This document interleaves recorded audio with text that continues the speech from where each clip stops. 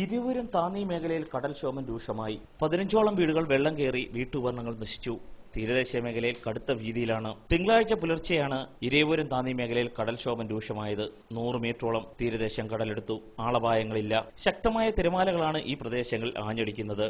നിരവധി കുടുംബങ്ങൾ തീരദേശം വിട്ട് കുടുംബ വീടുകളിൽ അഭയം തേടി. ജില്ലാ കളക്ടർ PG തോമസ് കടൽക്ഷോഭം രൂക്ഷമായ സ്ഥലങ്ങൾ സന്ദർശിച്ചു. ദുരിതാശ്വാസ പ്രവർത്തനങ്ങളും മറ്റും നടപടി സ്വീകരിക്കാൻ അധികൃതർക്ക് നിർദ്ദേശം നൽകി. കൊല്ലം ബീച്ചിലും തിരമാലകൾ ശക്തമായതിനെ തുടർന്ന് ബീച്ചിലെത്തിയ സന്ദർശകർക്ക് അപായ മുന്നറിയിപ്പുകൾ നൽകിയിട്ടുണ്ട്. ആലപ്പുഴയിലുണ്ടായ ശക്തമായ കടൽക്ഷോഭത്തിന് പിന്നാലെയാണ് കൊല്ലത്തിന്റെ തീരപ്രദേശങ്ങളിൽ ശക്തമായ കടൽക്ഷോഭം ഉണ്ടായത്. തീരദേശവാസികൾ ഭീതിയിലാണ്. 11:45 ഒരു ചെറിയ മഴ പെയ്തു. മഴ പെയ്തപ്പോഴത്തേക്ക് മഴ ഇച്ചിരി അങ്ങോട്ട് തോന്നിയൊക്കെ തന്നെ കടലടിച്ച് ഒരു കല്ല് കൊണ്ട് വീട്ടിന്റെ മുകളിൽ കൊണ്ട് അങ്ങ് ഇട്ടളഞ്ഞു. ഇട്ട സൗണ്ട് കേട്ടാണ് ഞാൻ ചാടി അങ്ങ് എണീക്കുന്നത്. ചാടി എണീക്കുമ്പോൾ നമ്മളെ വീട്ടിന്റെ അകം മൊത്തം വെള്ളമായി. അങ്ങനെ ഞാൻ എന്തായത് 2 മക്കളെയും എന്റെ ഭാര്യനെയും കൊണ്ട് അപ്പുറത്തെ വീട്ടിൽ താഴ്വശത്ത് കാണുന്ന വീട്ടിന്റെ അങ്ങ് കൊണ്ട് കിടത്തി. ഈ മരവും മലയൊക്കെ ഇങ്ങനെ ഒഴുകി കിടക്കുന്നു.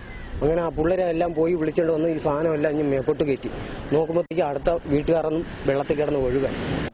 ന്യൂസ് ബ്യൂറോ, കൊല്ലം.